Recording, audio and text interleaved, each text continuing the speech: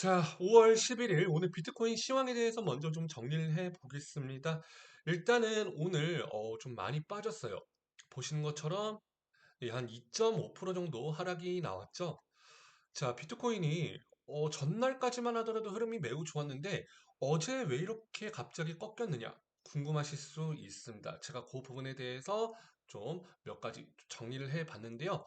자, 일단은 전날의 상승치를 하루 만에 다 반납을 했기 때문에 저는 주말 동안에도 좀 약세로 이어질 가능성이 크다라고 보고 있습니다. 주봉상 계속 이어오던 요 단기평선 12선 추세를 깼고 최근 들어 깨지고 계속 무너지는 모습을 보여주고 있죠. 그래서 저는 주말 동안 좀 더 약세를 보이고 이번 주 흐름 역시 좀 음봉과 함께 마감이 될 거라 보고 있고 조금 더 밀린다면은 저는 그래도 22선까지 약 지금부터 한 7, 8% 이상은 더 하락이 나올 거라고 보고 있습니다. 그 부분은 참고하고 보시면 좋을 것 같고요. 자, 일단 그 근거들을 몇 가지 좀 말씀을 드려보겠습니다. 일단 첫 번째, 달러 인덱스가 어제 갑작스럽게 상승을 했습니다. 그리고 장기 채권 가격도 상승을 하다 보니까 미 달러 장기 채권 가격도 상승하다 보니 나스닥 선물 지수도 좋지 않았었고 개장이 된 이후에도 뭐 처음에는 좀 좋은 움직임이 보이다가 결국은 밀리는 모습을 보였습니다. 그리고 어제 지표 발표가 있었는데요. 5월 미시간대 기대 인플레이션 발표가 있었습니다. 그리고 동시에 미시간대 소비자 심리지수 발표가 있었는데 두 가지가 너무 극명하게 갈리는 결과치가 나왔습니다. 하나는 예상치보다 높게 나왔고 하나는 예상치보다 너무 낮게 나왔는데 일단 보시면은 기대 인플레이션이 예상치보다 높게 나왔습니다. 이거 당연히 좋은 게 아니고요.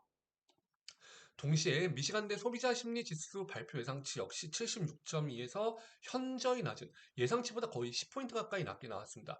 이거는 그만큼 소비자들이 뭔가 우리가 실생활에서 이렇게 소비하는 데 있어서 그 심리적인 부분들이 많이 위축이 되어 있다. 그러니까 소비하려는 그 심리들이 많이 얼어붙어 있다라는 겁니다. 소비가 당연히 줄면은 경기 활성화가 되지 않다 보니까 당연히 저 글로벌적으로 좋지 않을 수가 있죠. 그렇기 때문에 이러한 이슈들 때문에 갑자기 발표 이후에 더 무너지는 모습이 나왔습니다. 급격히 무너졌고요. 금리의 직접적인 데이터는 아니지만 위 데이터들이 쌓이면은 당연히 영향을 줄 수밖에 없는 거죠. 자, 때문에 나스닥이 하락을 했고 나스닥이 하락하면은 당연히 비트코인도 하락하는 모습을 일반적으로 좀 보여왔죠.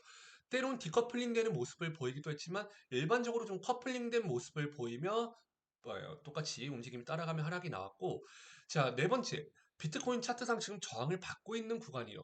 요거 제가 지난 영상에서 한번 말씀을 드렸었는데 보시면은 자, 요 이평선을 타고 가다가 지금 보이시죠? 이평선을 타고 가다가 올라왔는데 12선은 올라왔는데 바로 밀어냈죠. 그러니까 계속 좀 저항을 받고 있어요. 좀 더 크게 봤을 때는 21일 평선에서 강하게 저항을 받았습니다. 그래서 제가 요 고점 추세선을 쭉 그어봤더니 21일 평선이 내려오는 요 추이랑 비슷한 움직임이 보이고 있습니다. 근데 요 구간에서 계속 저항을 받다가 한번 밀렸고 심지어 10일선에서도 저항을 받다가 올라왔는데 지금 하루 만에 밀어냈죠. 그래서 그만큼 차트상 좀 저항이 세다라고 볼 수가 있겠고요.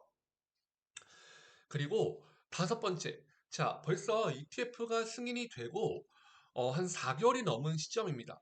처음에는 기대감 상승에 많은 자금들이 유입이 됐습니다만 벌써 기대감 이제 빠졌죠.